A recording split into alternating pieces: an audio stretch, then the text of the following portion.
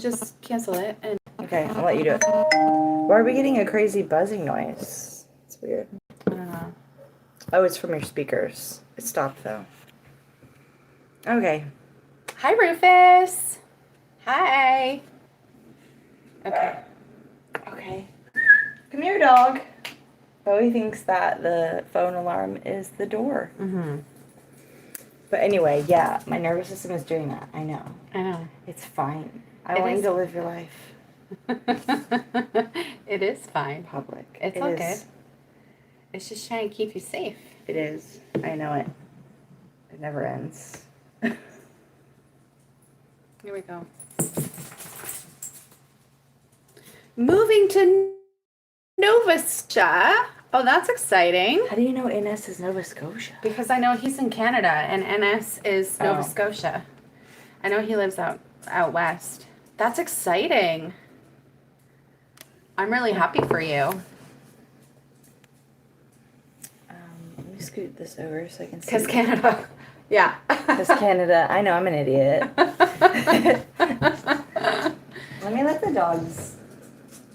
They're just going to do what they do. Yeah. It's all right. It's all right. Turn off. Excited about?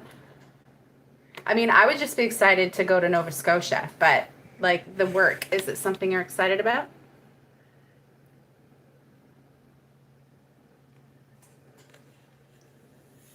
Let me scoot this over just a little bit if I can. So you can Read better. comments. Short-term construction. Oh, that's nice though. Better. I hope you eat lots of seafood. What are we going to talk about today? Whatever people want. We should talk about the book Yeah. that we just. Nice. Hi, Kim loves penguins. Building one of those rail rides at a ski hill. That's cool. That's really cool.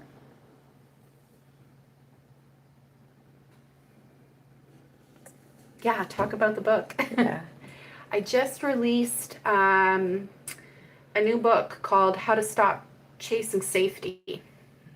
I think that, and I'm speaking from like my own experience, even though I had done like so much inner child work and shadow work and all of the things, I still always felt like this pull. Like it was almost like my nervous system believed that my sense of safety lived in external things.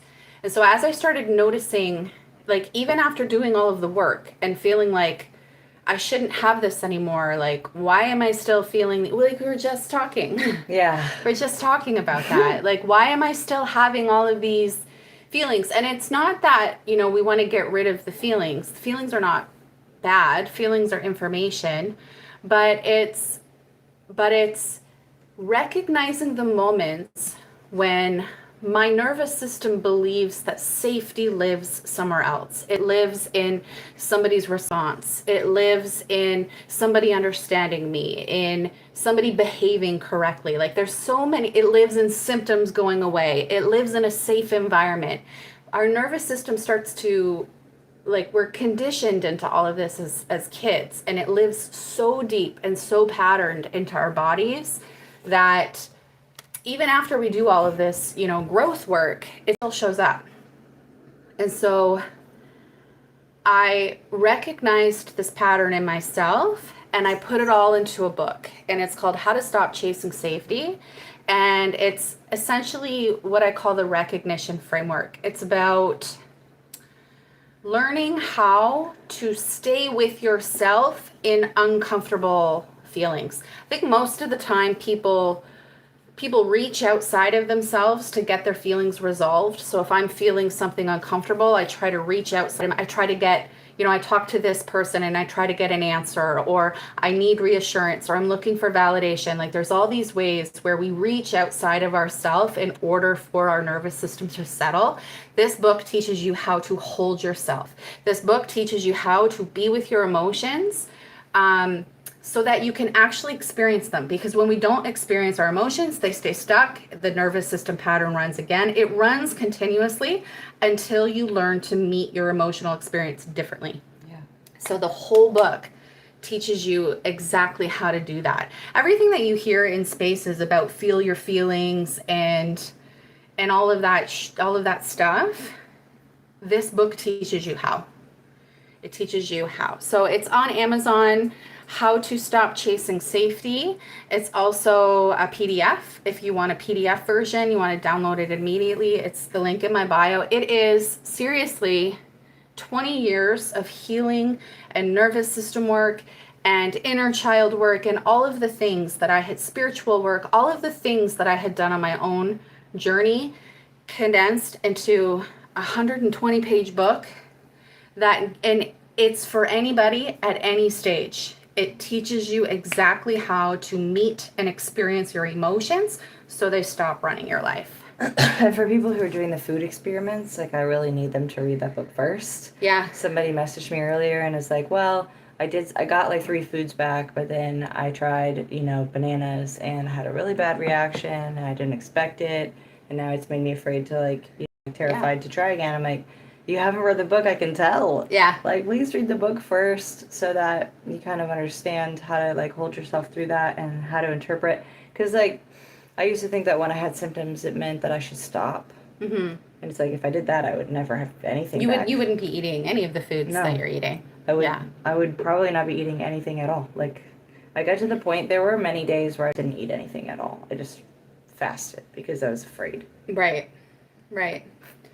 Yeah. There were times that I was convinced that my water bottle was hurting me. It's fucking nuts. So unfortunately, for a lot of us, pushing through symptoms is necessary, but you have to do it, from a grounded place where you understand what you're doing and how to hold it and what's happening. You know how to interpret the symptoms and what they mean, and not just go for it. I don't know. I wish there was a way to put. I was thinking about this earlier. Is there a way to put a disclaimer on every single video that I post? Don't do this until you've read the self-safety book. Because Maybe. There's got to be a way to do that. Because oh my God. Did you find any sinus rinses or protocols effective during your healing? No, I tried everything. Most of the things that I tried, I couldn't even tolerate. I guarantee you I would have done a sinus rinse and then been am I reacting to the chemicals in the sinus rinse? Is it, am I reacting to the tap water? It wouldn't have done me any good. I was too sensitive to do anything. I just needed to change my brain. And then I was all good. Your brain controls your entire body.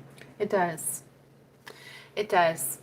And our brain, when we get stuck in loops of fear, and uncertainty, and when fear and uncertainty are running the program, and they run the program until we interrupt the program.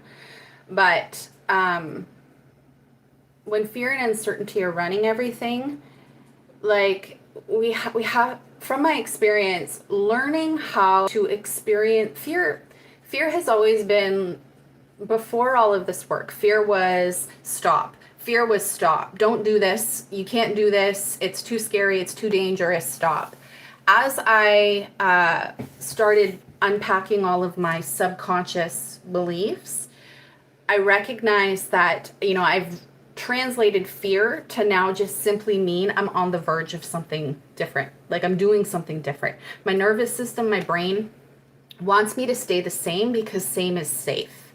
The same is safe. And so when I make the choice to try something different and I meet that experience differently, that's how I create a new experience and I get to rewire my nervous system. Somebody said, can you answer how you move through anxiety with symptoms, especially brain fog? Yeah, so it's in the books. The first one about meeting your symptoms, how do you relate to your symptoms, and then also the self-safety book. They're both in there. It's just a matter of deciding. I just had enough. I was I'm not going to continue to not sleep in my house and not eat anything. So I've decided this is what I'm doing. And if I have anxiety, if I have symptoms, that's okay. I'll figure out how to deal with them because I'm sure as hell not going to not do this. Mm-hmm. I'm not going to not eat anything. I'm not going to not sleep in my house. So whatever comes up, I'll deal with it. When you make a choice to do that, things are easier to deal with because you know why you're doing it. They eventually subsided. I tried, so they tested me for SIRS and they gave me a bunch of weird medicine and stuff. I had a horrible, I ended up at the ER taking it. I couldn't do any supplements. I was too sensitive. Most people are too sensitive to even take those. Like if you're to the point that you need those protocols, you probably are too sensitive to take them. A lot of people. So I just had to like work on my mind, and I was okay. No, the brain fog went away. Like things were just not. I was like trapped in anxiety 24/7. I was just stuck in this constant danger loop all the time. And so didn't really consciously think about getting rid of the brain fog. It just sort of went away when I wasn't so inflamed. And I wasn't inflamed anymore because I wasn't in fight or flight. Like my body was like regulated the way that it should be. My stomach acid is working, my digestion's working, everything is doing what it should do. You detox naturally when you're in rest and digest. Get out of fight or flight, you will see the rest of the stuff calm down on its own. You don't need to micromanage every function. Your body knows how to do it when you make the choice to do it. Your body knows how to do all of these things when we get out of our own way.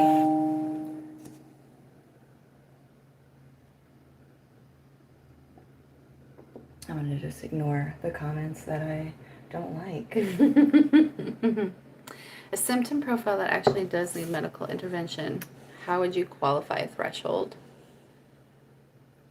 I don't know. I don't really know what you mean. A symptom profile that needs medical intervention and attention. How would you qualify? I don't know what you mean by threshold. If you have actual like allergy, yeah, if you have a true allergy or if you have anaphylaxis, please work with your doctor. Like we're not telling you to retrain on anything that's a true allergy. We have a handout in the Flare kit that tells you, okay, here's the difference between a true allergy and a sensitivity. Sensitivities can be retrained totally, but if you have a true allergy, which you can verify with your doctor, right, then don't mess with that, right? At what point is it not a brain thing? Like I said, like if your throat's closing and you're dying and you're going to anaphylaxis and you have a true allergy to eggs or something, don't eat eggs. Don't mess with that. This is for people who are sensitive to fucking everything. Like you can't eat anything, you can't drink anything, you can't do anything because you are literally like, you know, dying all the time. Everything feels like you're allergic to it. But if you're having like severe symptoms to something because it's a real allergy, don't do that.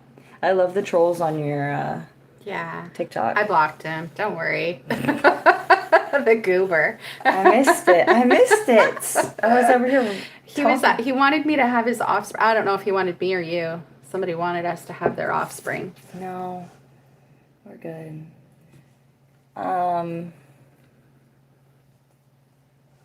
And then, like, yeah, I did all the, like, antifungal protocols. I took, you know, everybody's like, Candida. Like, just as much as they fucking talk about mold, they talk about Candida. I did the Candida protocols. They made me so freaking sick that, like, I wished I wasn't alive. They were so awful. You don't need to micromanage your microbiome. You don't need to micromanage... We got to put that on a shirt. We need to put it on a coffee cup. Don't micromanage your microbiome.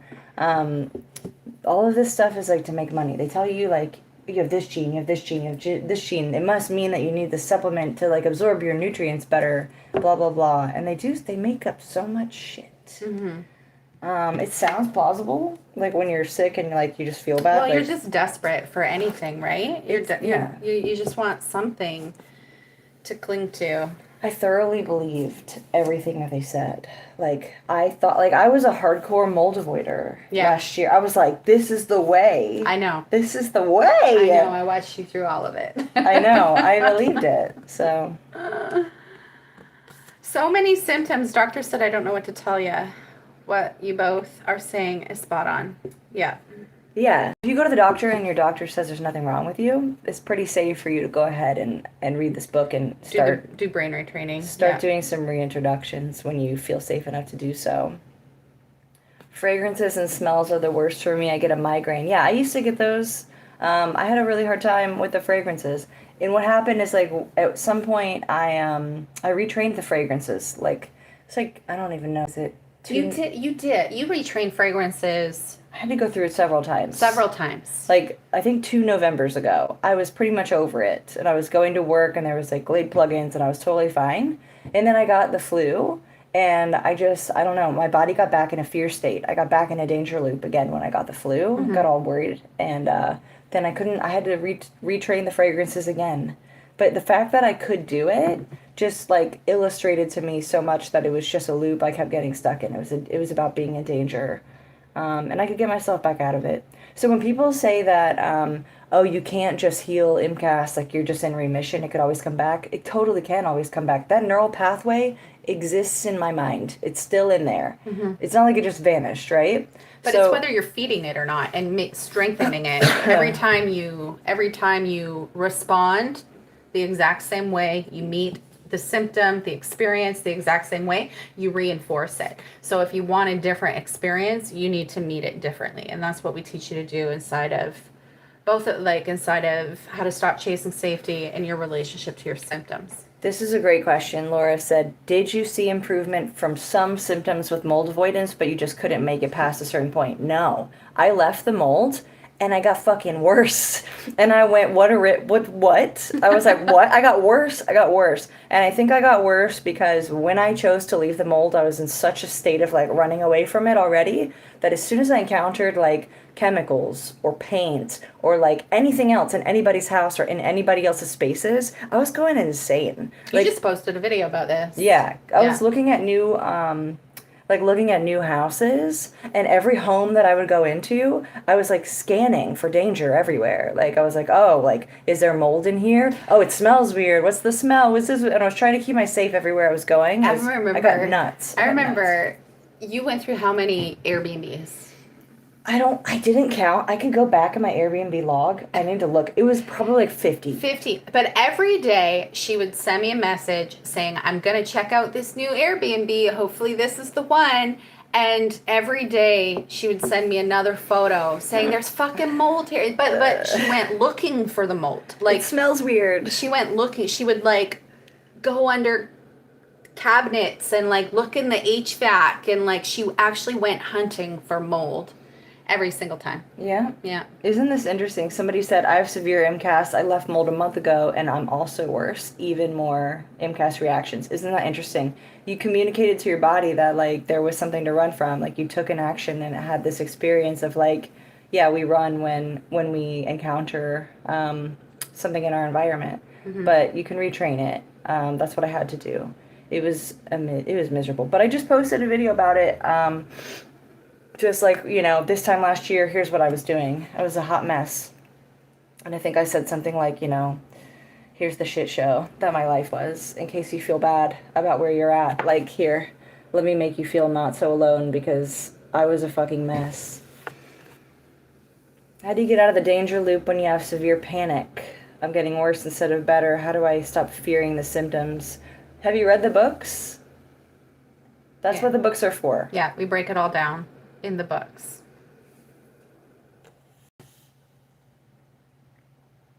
Because once you see that you're stuck in a loop, that you're stuck in a pattern, and it's not even just like the avoidance, the behavior that you do, that's the end of the loop. So it's the action, the self-abandonment, all the things, it happens before you avoid. There's like a process of things that happen mentally before you even make the choice to avoid something or whatever. So it's about learning how to spot the loop at the beginning. This is called recognition. Spotting it as it starts to happen, and then learning how to witness it without getting wrapped up in it. So all of my feelings are allowed, all of my thoughts are allowed, but I don't cling to them as truth.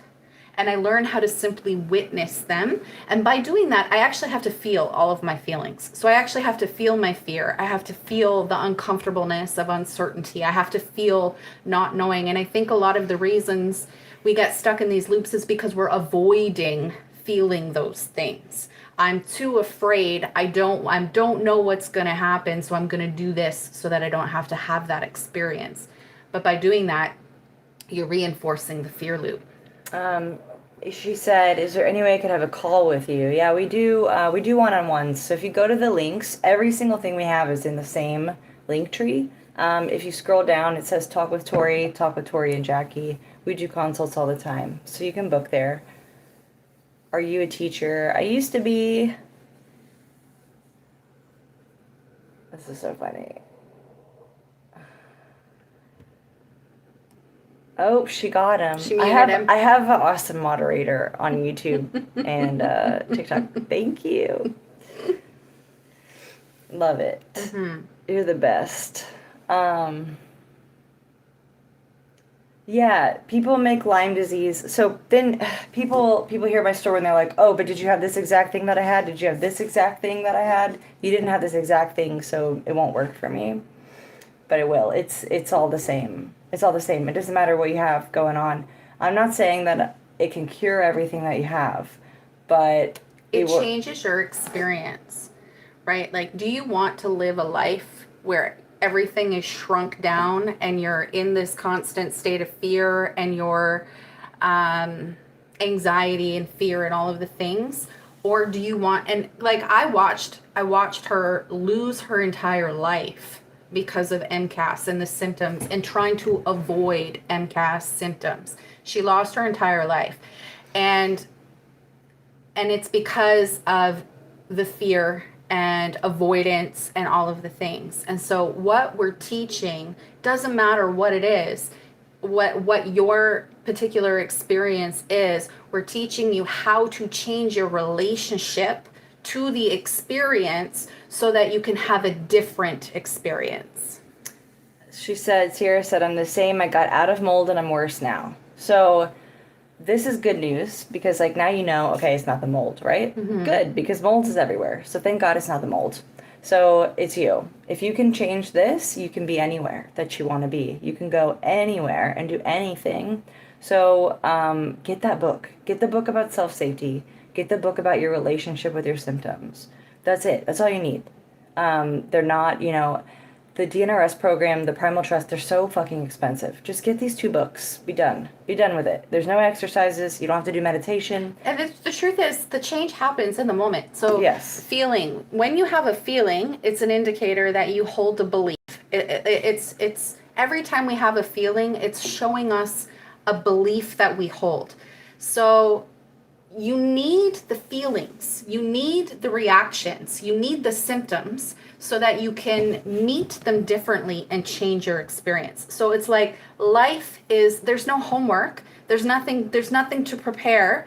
You need life. You need to meet life experiences differently, and that's how you change your overall experience. Somebody's asking about COVID. So here's the thing about COVID. It's the same thing. COVID, the flu, I got the flu and it fucked me up badly. Anytime your body has to mount an immune response to something, it's mounting a defense. It's like, we're ready to fight. You can get stuck that way. It's traumatizing to your body.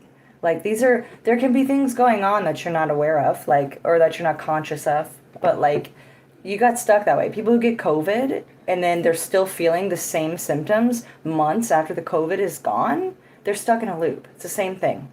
You can get back out of it. You can retrain out of those reactions. It's not easy, but it's simple. You can do it. She said I ordered the book. What's the other book? So there's your relationship with your symptoms, and then there's the one that just came out yesterday, which is How to Stop Chasing Safety. How to Stop Chasing Safety. I keep missing TikTok. I think we're good.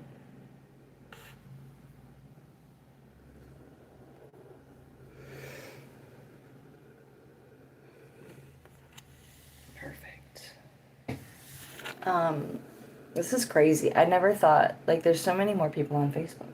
Yeah. I didn't know. Yeah. Well, here's my experience with Facebook. I was like, all the, like, groups that hate my guts are on Facebook.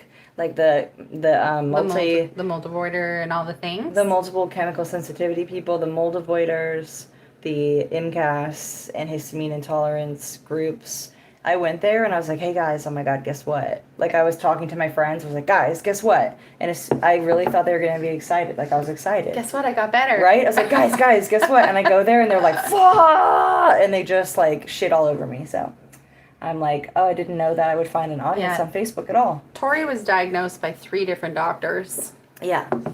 And it didn't do me any good. They were like, take these mast cell stabilizers. And then I reacted to every single mast cell stabilizer. So I was like, what, am I just like screwed? What do I do? Not being able to take the drugs was really, how do I say this? Like not being able to tolerate the drugs for mast cell put me in a deeper hole mentally, because then I had this belief that I could not get well because I could not take the drugs that were for the condition. So believing that I needed those drugs was like, it just put me in an even deeper hole. Yeah, yeah. So this is a good question. People ask all the time about what's the difference between a true allergy and a sensitivity, because they can look the same. So a true allergy, your doctor is going to identify on blood work or, on whatever testing your doctor does, right? But if you are a person who goes to the doctor and they keep saying nothing's wrong with you, your blood work looks fine, but you feel like you're on death's door, this might be you. Or if you yeah, you can experience hives. I've watched rashes come and go Yeah. within an hour, Yeah. like with my emotions and stuff. It can make you swollen. It can make your throat tight. But it's like, are you getting anaphylactic? Are you not able to speak, not able to walk? Or do you just feel like something bad could happen? You know what I'm saying? There's a difference. Only you would know that about yourself specifically. Is there a way to heal from OCD intrusive thoughts without medication? Yes. Grab my book, How to Stop Chasing Safety. This is it. It's all about fear and uncertainty and control, changing your relationship with fear, uncertainty, and control. Fear and uncertainty, we try to control everything in our life so we don't experience fear and uncertainty. And so yes, the book is written precisely for that. Yeah. Did you have swelling eyelids and face? Yes, that was my scariest symptom. My throat would swell, but not all the way. My eye would swell, this one usually more so, and I would feel just like all of this. Just felt like I had a balloon in my esophagus all the time. So yes, and it was super uncomfortable, but I eventually realized it wasn't dangerous. So then I was like, fuck it, I'm just gonna persist through it, and now it's gone, thank God, because that wasn't fun. It was a nervous system symptom though. Only you are going to know, what's a true allergy for you and what's just a horrible symptom. That's how I am. I have high leukotrienes in my urine and can't tolerate any MCAS drugs either. You don't need them. Thank God. I didn't need them. Your brain chemistry can change what's going on in your body. Yeah. 100%. They've proven this over and over again. I don't know why people keep saying that can't be true. Our brain is malleable. Our brain learns through repetition. And so you're stuck in patterns right now. Like you always react the same way, which is why you keep having the same experience. And so it's about learning how to interrupt the pattern and create a new experience. And How to Stop Chasing Safety teaches you how to do that. Yes, here, I don't know why people keep saying that there's no way to cure MCAS when there's like millions of stories that are online. You can go find them right now. They're readily available. There's a million people who are influencers who are talking about how they got well. Yeah. Even then, like all the DNRS and Gupta programs, as much as I don't like them, they have tons of success stories too that are published. The science is published. I don't know why people are just randomly. Well, because we have confirmation bias. If I believe that it's not possible to heal that, then I'm going to only take in information that confirms that, and I'm going to dismiss information that doesn't. So it's psychology tells us all about that. Reading your book as we speak. Awesome. Yeah, I had shortness of breath. I had asthma. I don't even have asthma anymore, which is crazy. My asthma's gone. Like, I can smoke and do all the things. I'm not, like, condoning smoking, but I can do it. I don't even have asthma anymore. Yes, Tori had POTS.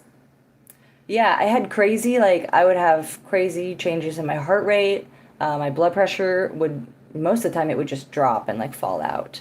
And I had crazy, difficulty keeping my body temperature the same. I was all over the place. Tachycardia, I definitely had crazy heart palpitations, all the things. And what's so funny, and I like to say this all the time, is, I've been like, okay, well, tell me about POTS. What are the symptoms? Tell me about these things. What are the symptoms? And she's describing them all. And I'm like, I've had all of those things. I've experienced all of those things in my life. But the difference between me and Tori is when I had them, I didn't I didn't organize. Like I didn't organize around them. I didn't make them important. And because I didn't make them important, they're just experiences that my body is having that, like, they're not dangerous. There's nothing going on. It's just an experience. I can either focus on it and think problem and then thus create a problem out of it, or I can just say my body is just doing whatever and I move through it and it's over. I tell clients this all the time now because people like us are traumatized by our health. So like every time we get any symptom, any change or any sensation that passes through our body, we hyper focus on it and we try to figure out what it means and we try to fix it. And when we do that, we communicate to our brain, this is important. And then it grows. Like we see more of it, we feel more of it. You start to feel everything because you're paying attention to it. Whereas normal people who are not traumatized, I should say normal, right?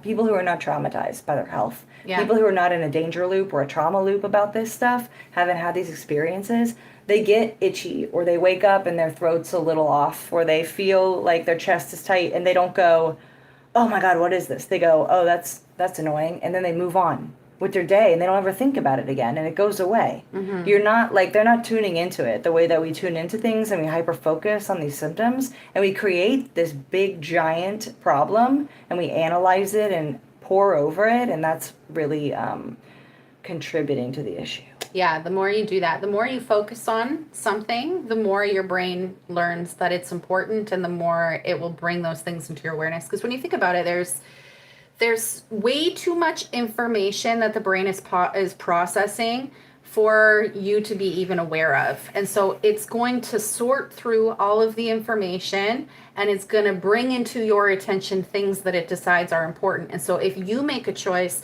that this certain feeling in your body is important, your brain's going to bring it to your attention every single time it comes up. And then that's how it kind of explodes. Somebody said, which book teaches brain retraining? That's what they're all about. I would start with your relationship with your symptoms. I feel like that's a good place to start. It's the foundation, yeah. Yeah. Yeah. I watched one of your shorts where you said the mother wound is an issue with feminine energy. Yeah, well, we all have masculine and feminine energy. Masculine and feminine is just... it's so distorted in psychology. Masculine is doing action, all of the things, and planning and all of those things. And feminine is being. It's being creative. It's being emotional. And so everybody has both. But when we're not in balance, it's going to show up in our behaviors and our thought patterns, in the way we relate and all of the things. So everybody has masculine and feminine, whether or not it's integrated and you move between both without problem. That's where it shows you where your wounding is. This is my favorite. What? Do you think being in the groups on Facebook was helpful or hurtful? So you said, let me read the rest of it. I didn't even know my reactions were MCAS for months and months until I found the groups. So on one hand, it's helpful, but I think it makes me more fearful. So yeah, it was helpful for me to know that there were other people going through the same thing as me, because in regular life, like, nobody was like me. And I felt like I was nuts. So I was like, okay, this is good to know that there are other people going through the same thing as me and I'm not absolutely losing my entire mind. And it's good to understand, like, oh, this is why I feel terrible. Like, it's VOCs. Got it. But then I took the advice in those groups and ended up homeless. I posted a video about that today. How I was such a good patient. Anytime somebody gave me instructions, I would follow it to a T. And that led me straight into sleeping in my car in my driveway. So it's good to know that there are other people like you. I would stop right there. I feel like it's like that with everything. Like when I've experienced the same thing when I got out of an abusive relationship, and then I find out about narcissism, and then I find out about abuse and all of the things. And then you end up in an echo chamber of people who are just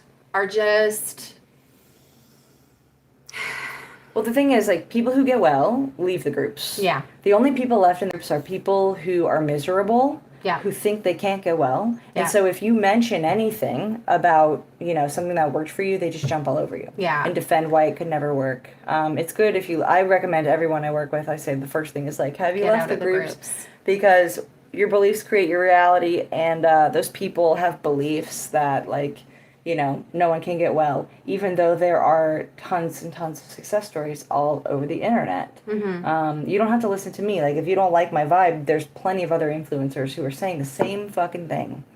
It's well known that this stuff works. So I don't know why they haven't discovered that yet, except that they're not looking. They're not looking for it. They don't want to. They don't want to hear it, because then they would have to take responsibility for themselves. It's really hard to do this work. People would much rather have a pill or a protocol. Yeah. Because then they don't have to look at themselves or deal with their shit. They don't have to leave their toxic marriage. They don't have to get out of their toxic relationship, quit their toxic job, figure out how to, like, solve all these things if they could just take a pill, right? But the truth is that, like, even if you band-aid your symptoms, or even if you do get rid of something that you have going on, then something else is always going to come in, because you're not solid. Like, you don't have a solid foundation. Something's always going to come in and fuck you up.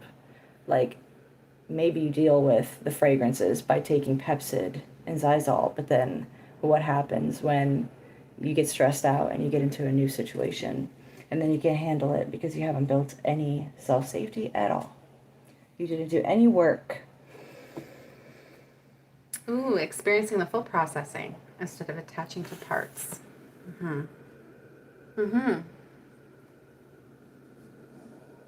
You got a lot of people being muted over on YouTube. YouTube is a wasteland. YouTube is a fucking wasteland, man. You can just do anything. That you can't say whatever on TikTok. They'll kick you off TikTok. But Yeah, they'll kick you out. Fucking man, you can do anything on YouTube. Anything. Well, Heather, we go live every Thursday. So I think this is like our third one. So you can always catch us. And I think we're saving all of these and putting them in a file somewhere. Well, we'll save them and we'll put them somewhere. Yeah. Eventually. Look at my hair, girl. Hi from Canada. Hi, nice guy. Yeah, this girl. She said my hair's suffering from this condition. So, like, my teeth got all fucked up, and I have to fix those now. I couldn't go to the dentist because I was too sensitive. Now I can go to the dentist and let them put stuff in my mouth. My hair got so wrecked. I used to have long, beautiful, thick hair. So it's growing back, but that's, like, the slowest thing. They say that, like, if your hair's falling out, it's a result of something that happens, like, months prior. So the hair's going to take a while. Everybody's hair is suffering with MCAS. Don't sweat it. Don't worry about your hair right now. But I'm recovering my hair, and I'm recovering my teeth, so all is well. I swear, I was this close to losing these front teeth, but we're okay. I think we've saved them in time. But it's common, and... Did you hear Peanut? She's snoring so loud. I have codependent dogs. But yeah, it's you can recover from it. You can get it back. I wouldn't worry about your hair right now. I would worry about your nervous system. Do you feel like shadow work is part of your healing? Yes. So the recognition framework that I use for all of my books, it's essentially shadow work for beginners. Like every single emotional experience we have is information. But when we're trying to avoid all of our emotions because we don't want to feel fear or uncertainty or not knowing or rejection or abandonment, when we don't want to feel our feelings, then we suppress them. And then we keep the loop running. We don't actually get to process and integrate the lesson. So yes, it is essentially shadow work. The simplest way in which to do shadow work is really you have to feel your feelings. There's people on your Instagram now. Oh, is there? Yep. The more I stop allowing fear to drive my decisions, the better things have become. Yep. Stop being you get to the point where you're so sick of living this way that you're like, I don't care actually what happens to me. Let's just do what we want. And things got better when I stopped caring. Do I see allowing my fear to drive my decisions, the better things have become. Becoming self-aware, understanding your patterns. Do you still see projection come up in this process? Do I project, or do I observe other people project? I'm just like I recognize my projections before I project, if that makes sense. You know what's crazy? I was thinking about this earlier. Like, People get so mad when I talk about like not being afraid of the mold and like I propose an alternative, right? And and I'm like, do y'all not realize that like all of the shit about like mold being dangerous, like that's the prevailing wisdom right now. If avoiding mold worked, Yeah. nobody would be sick, right? Yeah, We yeah. would all just avoid mold. Like that has been the knowledge this entire time for years and years and years. Is that like people, need to leave mold. It's the mold. It's the mold. So it's not like people come to my page and they're like, oh my God, people are gonna think, the mold's not dangerous. I'm like, everybody thinks mold's dangerous. Yeah. That's like the common wisdom. Yeah. People think the sky is blue and mold is dangerous. I don't understand. They're like afraid that they won't get the right information. I'm like, no one is coming to my page being like, mold's a problem? Really? I had no idea. No one comes to my page and isn't educated about mold. Yeah. I'm trying to de-influence you about mold because they've scared the crap out of you.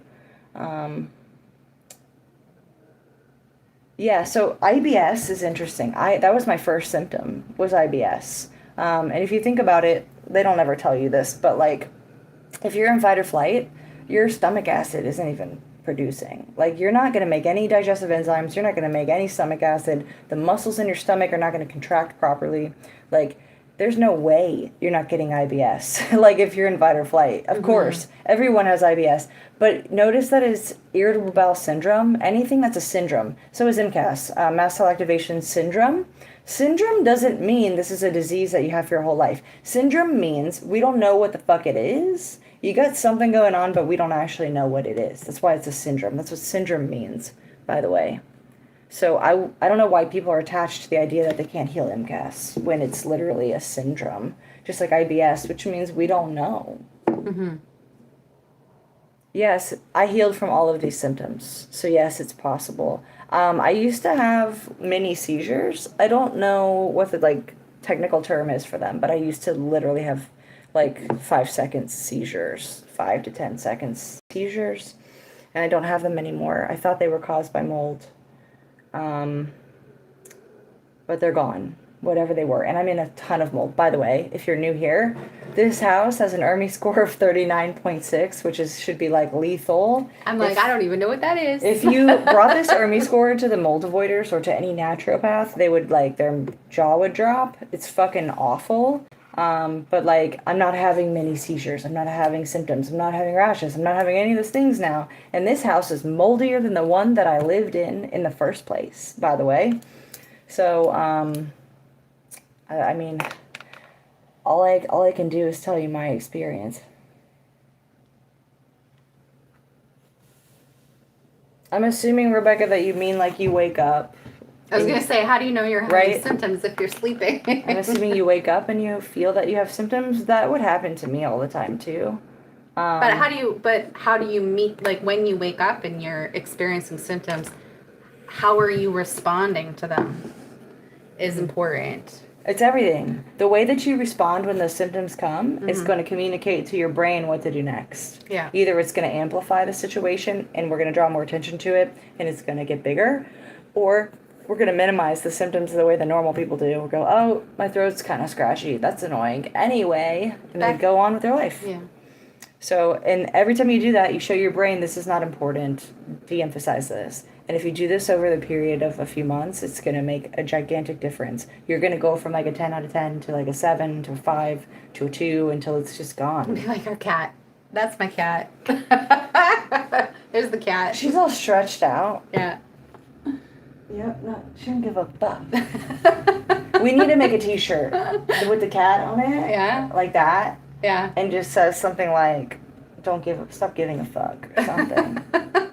We need that. I wonder, if we made coffee mugs that said, stop managing your microbiome. Yeah. And shit like that, I wonder if people would buy them. Because I feel like I need reminders sometimes. Yeah. I need the cat on a t-shirt. Oh, it says we're cutting out. Let's see, this is my cell phone. I don't know if it's on your end or on my end. Am I cutting out for everybody on TikTok?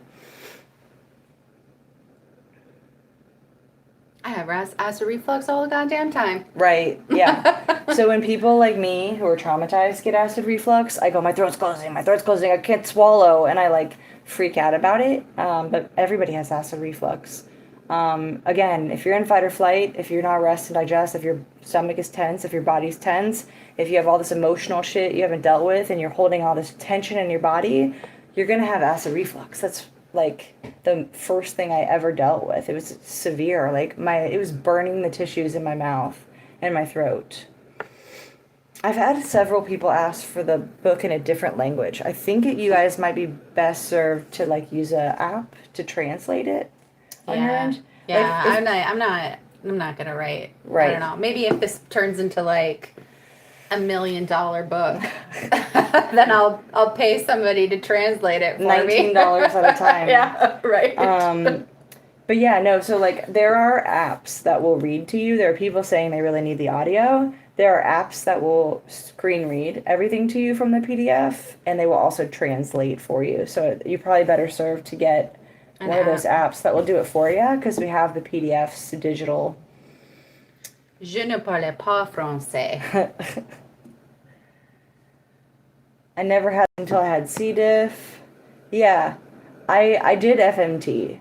It made me insane. I went to the hospital the second time I did FMT because I had a histamine reaction to it.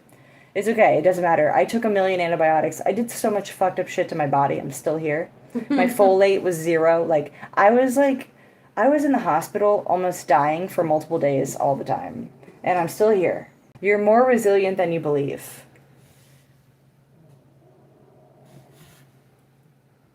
Hi, Coco Tan. Oh, I haven't seen you in so long. I also don't go live very often anymore. You keep cutting out. You're not on Wi-Fi. I'm on Wi-Fi. Oh, am I not? No. Here, I'll see what I can do. Boom. My folate is 0. That's okay, Heather. Welcome to the 0 folate club. You'll be all right. It gives you symptoms, by the way, like the folate deficiency. What's interesting is the way that this like compounds and snowballs. So like first you're not eating because you're having symptoms, and then your diet gets very small, and then your nutrients start to drop, and then you start to have symptoms from the nutrients not being there. And then you start having anxiety over not having enough nutrients, and am I going to die of nutrient deficiency? Yep. I ended up in the ER one time, or they kept me for 3 days because of my potassium, but I'm still here. Deborah, we have 2 workbooks on Amazon as well. So the first one is called What Else is True? And this is about learning how to expand your awareness, because when you're experiencing chronic illness, it's very common, I witnessed this with Tori, for your attention to just be on your illness all the time, and then you miss everything else that's beautiful that's going on in your life. And so it's about learning how to expand your awareness. And then the other one is a companion pack that goes with there's a workbook that goes with our flare support kit. So we have a flare support kit. If you don't know what to do when you're in a flare, we made a kit that walks you through the whole process. You can return to it over and over again. There's a workbook. There's little short audios that will guide you through how to meet different situations. And so both of those are available on Amazon. Yeah, so Alva, everything you're describing, I had all of those things. I had leaky gut, quotations, SIBO, all of this made up shit. You're not supposed to know all the organisms in your gut. These are expensive ass tests and protocols for no reason. I wouldn't say just jump into reintroducing foods. I would say read the book about self-safety, because you're going to have hella reactions and then when you start doing it. If you don't recognize that, if you don't fully comprehend that your nervous system is firing these things as protection, then when you get a symptom after you try something, you could possibly like stop and go back into avoidance, right? Like, I remember so many times where she would make a decision to do something, and then it was like symptom after symptom after symptom after symptom. It was like your nervous system. It's like your child when your child pokes and tries to test you. Yeah. It was kind of like that. It was like, which one is she gonna respond to? Which Yeah. tactic? Like I don't know. Which manipulation tactic can I use to try to get you to go back to whatever you were doing? And that's what your body does too. Yeah, so I need you guys to not just like people watch one video and they're like, I'm gonna go eat everything. And then they're like, oh my God, like expect it to be rough. You have to know how to hold yourself through these things. You have to understand the difference between a true allergy and sensitivity, what's going on, where it's coming from, what it means. Because otherwise, you're going to interpret these symptoms to mean that you're doing something wrong, something's going horribly wrong. Does anybody not recognize that it's a motherfucker gene? The like motherfucker somebody gene. made it up. Like it just sounds like somebody made it up. Yeah, they did. Here's the thing, man. Many, many, many people have gene mutations. Very common. Not very many people know what the fuck a motherfucker gene is. Or a VOC or SIRS. They don't know what this shit is. They're not sick. It doesn't mean anything. It's okay. You can turn genes on and off by your state, your mental state, your environment. Don't worry about the genes. I spent probably $5,000 on gene protocols and bullshit and tests. It was just to take my money, guys. The book about self-safety is How to Stop Chasing Safety. It's available on Amazon. It's available, if you want a physical copy, it's available as a PDF through Tori's links or my links. Yeah. Having a panic attack before eating is a good indication that this is a nervous system issue. So read the book about self-safety. It will help you calm down. It will help you. You need to be in a more grounded, resilient space to jump in and try new things. I agree. Mm-hmm. And it helps when Jackie's there too. It does, but I did this without Jackie. Ways that I kept myself safe were having an EpiPen in my pocket, even if I didn't think I'd have to use it. Having steroids in my backpack. Trying foods in the ER parking lot. I did whatever I needed to do. I've only been here in Canada for, what, like a couple months? Yeah. I was on my own before this the entire time. And when I was doing these things, this is interesting. You said, I live alone and thus find grounding and building resiliency difficult. So you're looking for safety outside of yourself, which is what our book addresses. Yeah. As long as you need somebody else around to support you and keep you safe, it's always going to be a struggle. You can do it on your own. Mm-hmm. You can go to the hospital parking lot where you feel more comfortable. Yeah. You can drive, whatever you need to do. Keep your cell phone in your pocket. Keep an EpiPen in your pocket. Whatever it is that makes you feel safer. There are things that you can do. Read the book. It's so good. Yeah. Yeah. Self-safety is essentially being able to be with an uncomfortable or difficult experience while it's happening.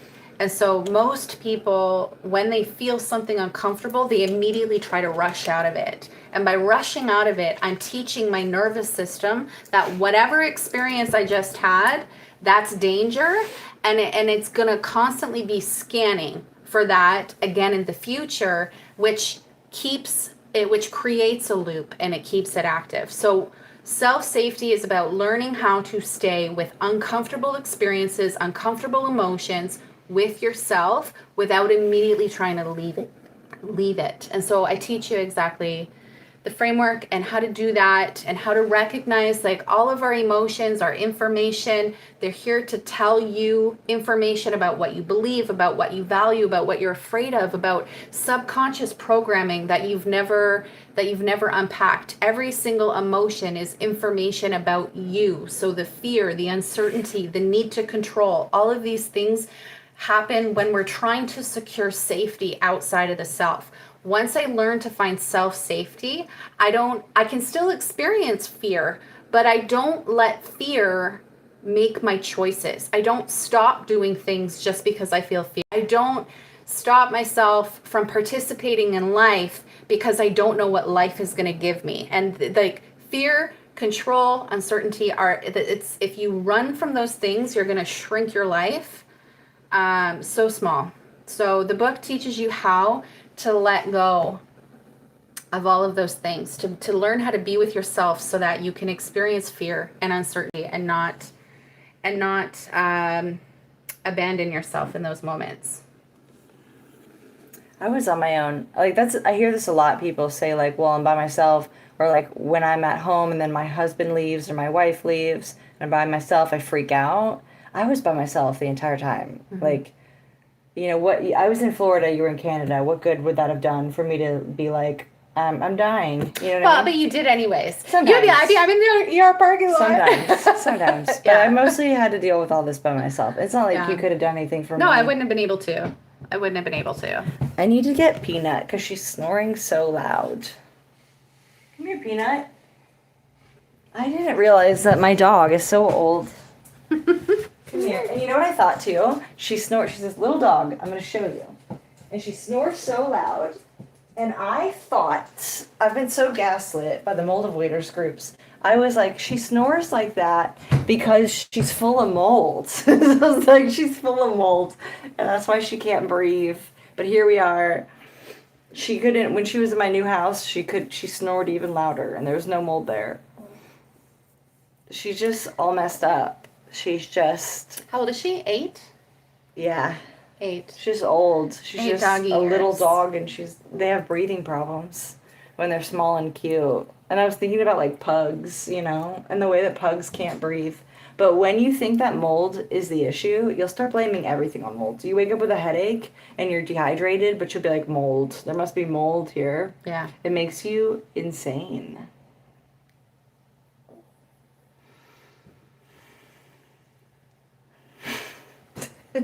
Who's Mackie? I don't know. Jackie and Mackie. I don't know. Can I have the emotional support dog in every video from now on? You can. I like it. We do what we want.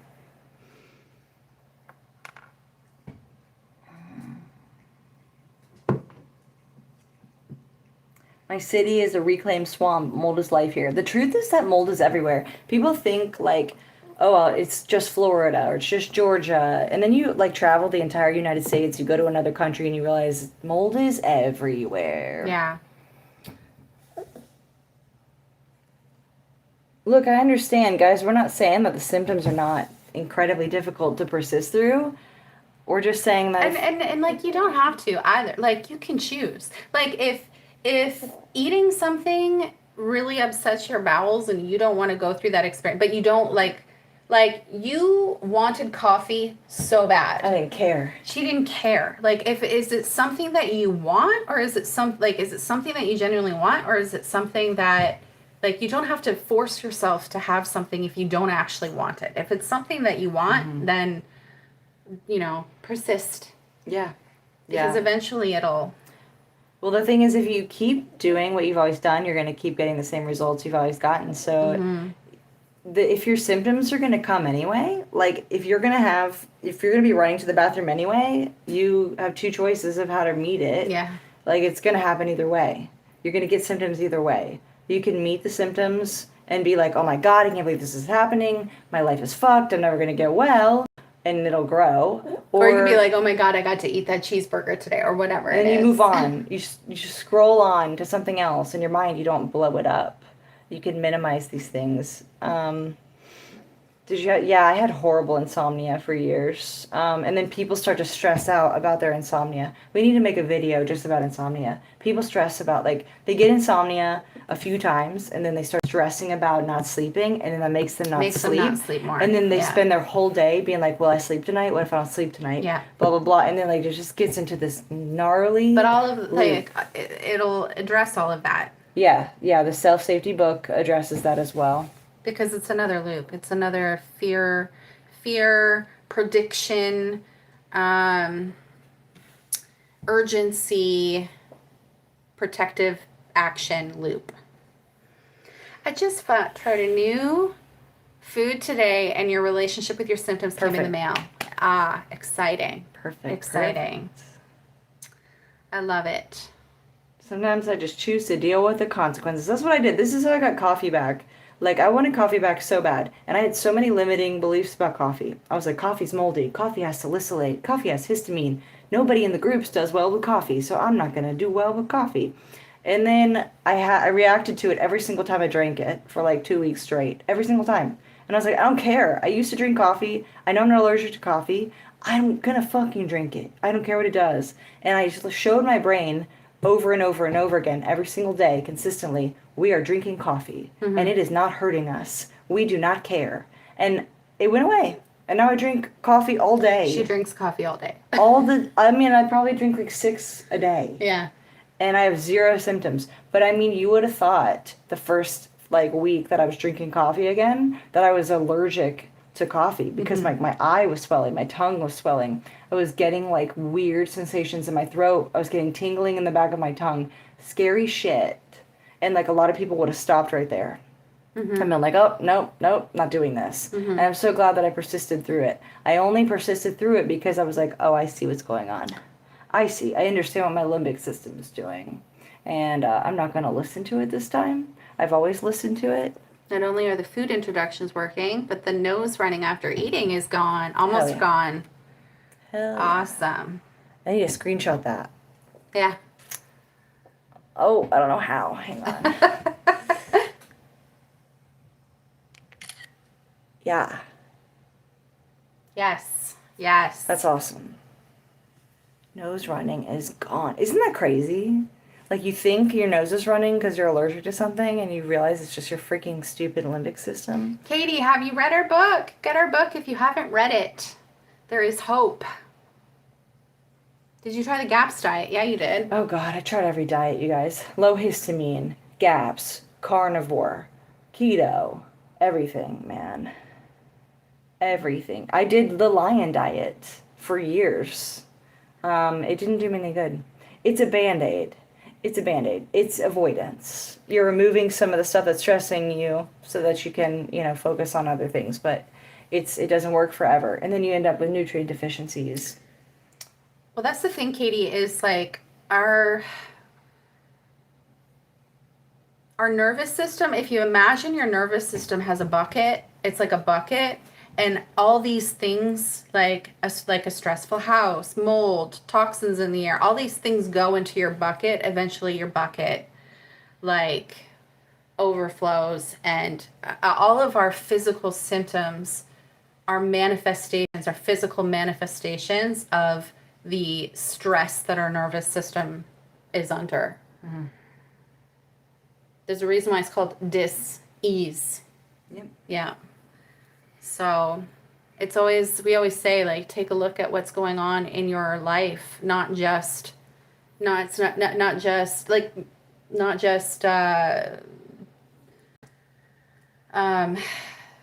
symptoms, but everything else in your life, your relationships, your work.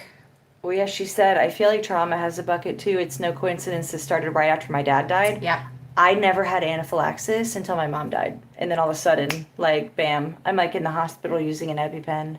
That wasn't a coincidence either. No, they're interrelated. Well, your immune system shuts down when you're under stress. And so if you're in constant chronic stress, and I don't think that you can really live in this society without it. Like, we're so bombarded with everything from media to even a lot of people just, trying to survive, in this economy. Like, there's so much stress, and the nervous system and the immune system takes the hit for all of it. This is why we quit our jobs. Yeah. If you can quit your job, find something that you want to do. Run an Airbnb. Yeah. Run an Airbnb now. Instead of teaching. Yeah. No, this is perfect. So, like, if you're already traumatized and you're in constant fight or flight, and when you walk into the mold, you're going to react to it. You're in a reactive state. It's whatever state you're in is going to determine if you're resilient and you feel it, or if you don't. I like Maggie Sterling. My house is always... I don't know what her course is, but I've seen her content. I like it. Accept and allow. Beautiful. Allowing is the biggest piece, I think. Like when we're trying to fight our symptoms, we're not, when I'm in a state of wanting to get rid of my symptoms, I'm not allowing. I can't be wanting to get rid of them and allow them at the same time. And so there's a contradiction there. Allowing is key.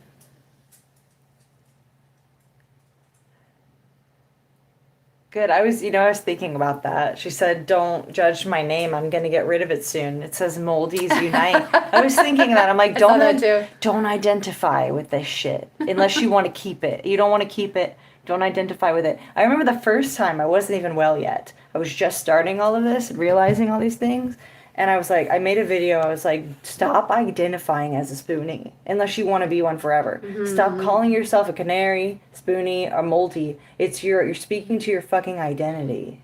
Stop doing it. And it jumped all over me. I told you that for so long. I was like, you got to stop saying I'm so sick. I'm so Yeah. sick. Every day, five times a day. I'm so sick. I'm so sick. I'm like, you got to stop because words are spells. Words are spells.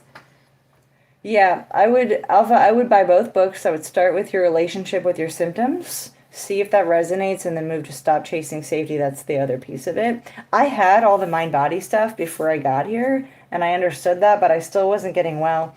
It wasn't until like you taught me the self safety piece, and then I was like, oh, now I know how to reintroduce the food. Now I know how to do it. I didn't touch. I got in the mind body space 2 years ago. I didn't touch food that entire time. I was like, I can't handle this. Yeah. I can't do this. I kind of believed that I couldn't do it. And then when you taught me self safety, I was like, okay, now I know how to handle it because I know symptoms are definitely coming. When they come, how am I going to be able to get through it? Because they're fucking awful. You don't have to tell me how terrible your symptoms are. I know. I've been there. I've been shaking in the ER parking lot thousands of times. I understand.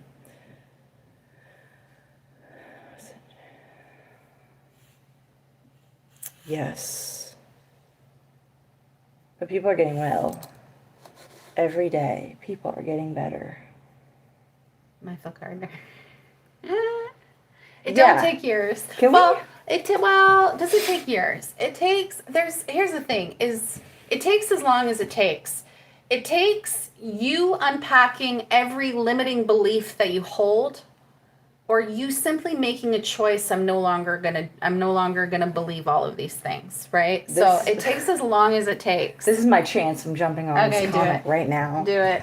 Gonna clip it later. So when influencers tell you that their program is going to take years, it's because you're subscribing monthly and they want to keep you as long as possible, right? So if you get well in the first month that we work together, you're no longer paying me after that point, right?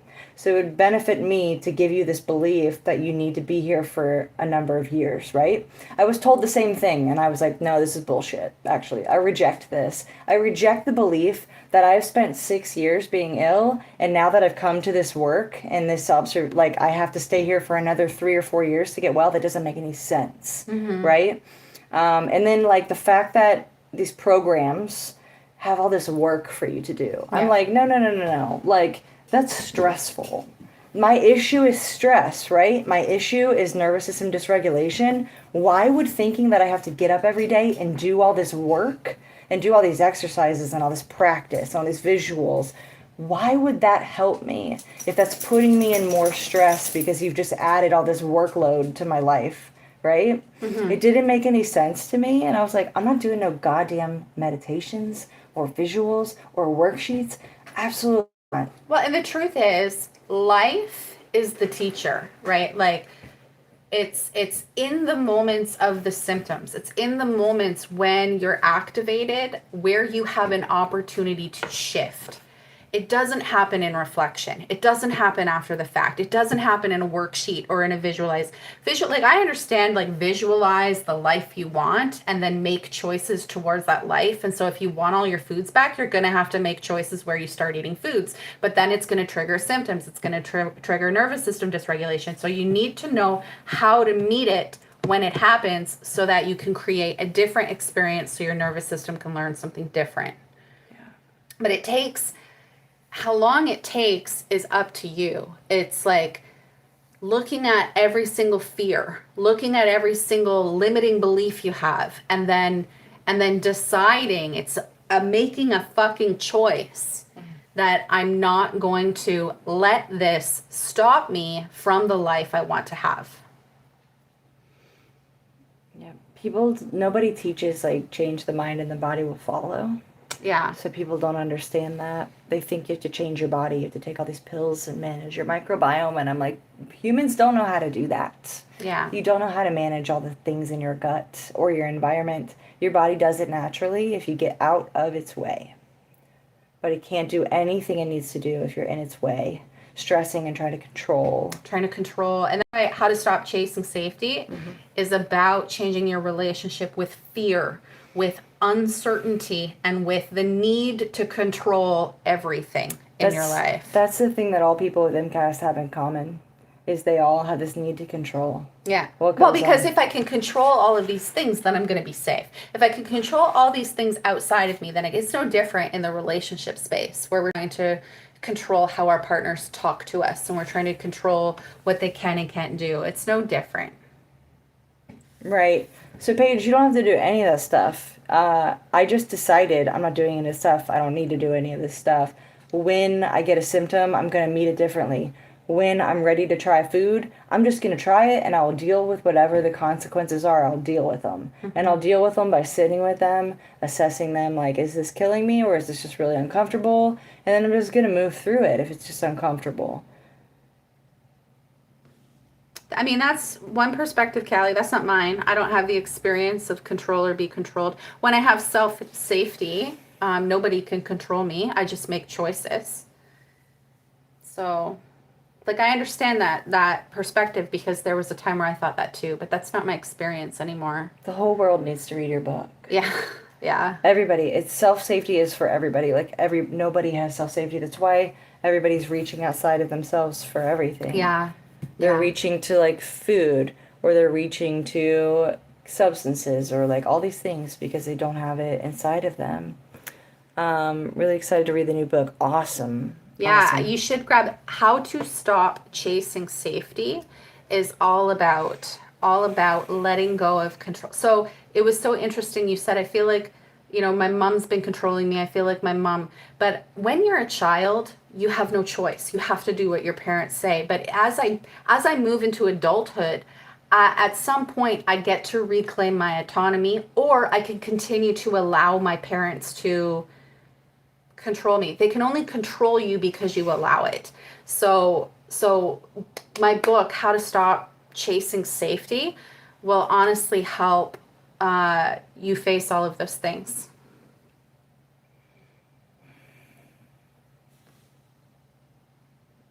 It is on Amazon. All our books are on Amazon if you prefer a copy in your hands.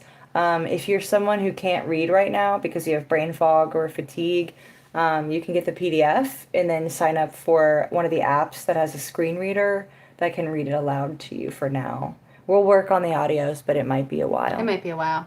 We've got a busy week. Are we going to go live next week? I think we'll be getting married. We're going to be getting married next week. We're going to be doing gay shit next week. We can't. Don't think we'll go live next week. We kind of have a little bit of a wedding. A little bit of a wedding, but after that, we'll get back. It depends. It depends. Like, if you have a structural, like, by all means, if you are having crazy symptoms, go to the doctor. But when the doctor comes back and says, I can give you some pills if you want for your reflux, or we could do an endoscopy, and they don't find anything, then give it up. Don't go to doctor after doctor after doctor insisting that there's something wrong with you if they tell you that there's not, right? Mm-hmm. So if you go to a doctor and they tell you there's something wrong with you, address it. But a lot of these people are going to the doctor and they're insisting that there's something wrong, and they will go doctor, doctor, doctor, doctor, doctor until they tell them something that's wrong with them. And like, if you look hard enough, you'll find something, or they'll just feel obligated to give you something or tell you something. But like, a lot of people go to the doctor, they run an allergy test, they get an x-ray, and there's nothing wrong, and they're just insisting that there's something physical wrong. So definitely don't ignore, your doctor's advice, but a lot of people are going to the doctor and they're like, ain't shit wrong with you. And then they're listening to the functional. Don't listen to the functional. And I'm talking about real doctors. Real doctors, if they run a blood test on you and they tell you there's a problem, that's one thing. I'm not talking about functional medicine practitioner garbage. Heather, we have a podcast. It's called Later in Life and is streaming on all the platforms. And then I also have my own podcast called Inside My Journey. So the links, Tori's got the links to Later in Life in her profile. And I've got the links to both in mine. But yeah, our podcast, we've been lazy on the podcast, but we've been busy. I've been writing books. Yeah. Well, also, like, so when we were first doing the podcast, like, crazy things were happening all the time because I was, like, in the very beginning, I was still sick and I had symptoms and we were, like, changing mattresses all the time and, like, life was crazy and chaotic. Yeah. I was going to the hospital and reacting to the Mother's Day flowers and, like, all that stuff is on the podcast. You can watch me be absolutely crazy, but now, like, I don't have any symptoms anymore, so, like, I'm getting kind of boring. I don't have much to talk about because I'm getting boring. We have to deal with all the other things. We have to talk about the things that come up now that MCAS is gone. Yeah. That's what we have to talk about.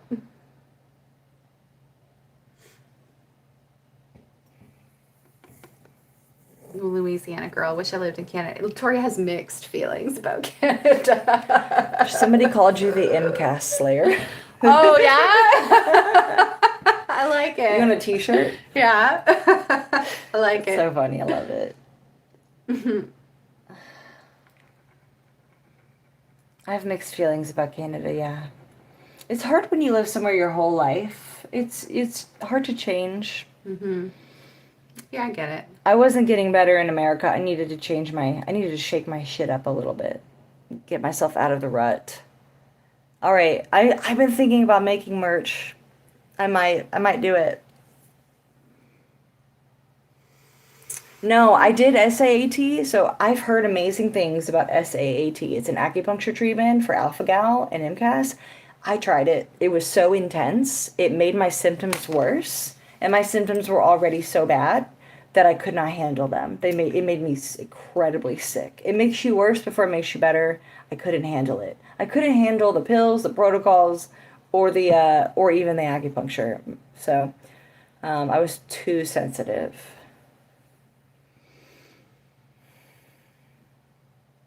What's the topic for your next book? I have like 3 that I want to write. Yeah. She does all the hard work, and I just eat Burger Yeah, I do King. all the writing. And I go to Burger King and eat food and stuff. I eat high histamine foods. She makes the videos. That's it. I do all the work. She makes the videos. That's it. I just eat all day on camera. Yeah. Ongoing stress. I like How to Stop Chasing Safety teaches you how to meet every uncomfortable emotion differently. So how do you heal ongoing stress? You have to meet the emotions differently every time they come up. There's some people that are just tuning in. So all of our links are in one place. In my profile, they're in the link tree. You can find all the books, all the stuff about like what happened with me and how I got here is all in the links. We have a lot of resources now for you guys. And like the podcast is free. We talk about everything on the podcast.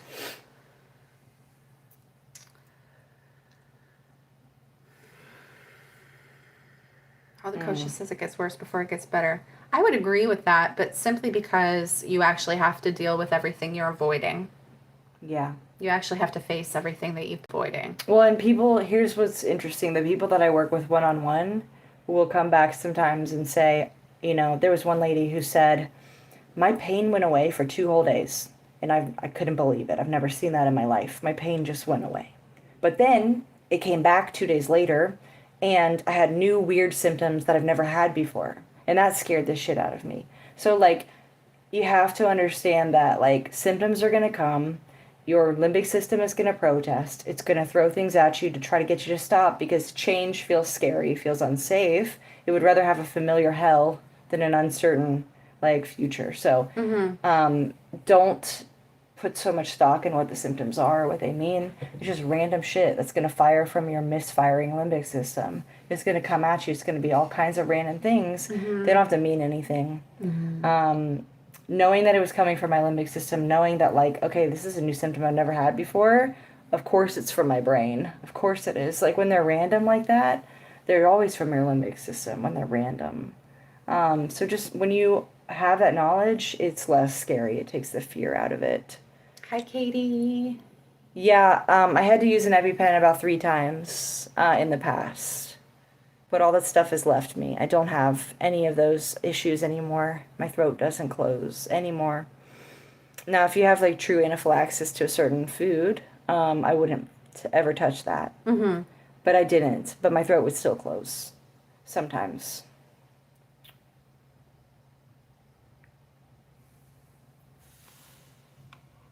Right, like indigestion's not dangerous. Anything that you have is not dangerous. Like if you're just itchy or if you get like a stomach upset, push through the stomach upset every time. Like if that's not dangerous, that's pretty safe to push through if you want to. Mm-hmm. But I mean, I wouldn't push through like if your throat starts swelling, I would stop.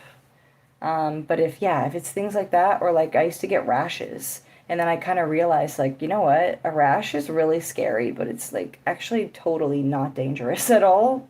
It's just a rash. So then I realized I could kind of move through those as well. What do you think? I think we've been talking a long time. So at this point, I think we should just mention, like, again, Yeah. like, we have, so there's a new book out. How to Stop Chasing Safety. I lose it every time. I want to call it the self-safety book. That's what it's been in my brain this whole time. How to Stop Chasing Safety. And then we have Your Relationship with Your Symptoms. I feel like, so there's another book about mold, specifically if you live in mold and you're having difficulty because there's so much like information on the internet that scares you to death about mold.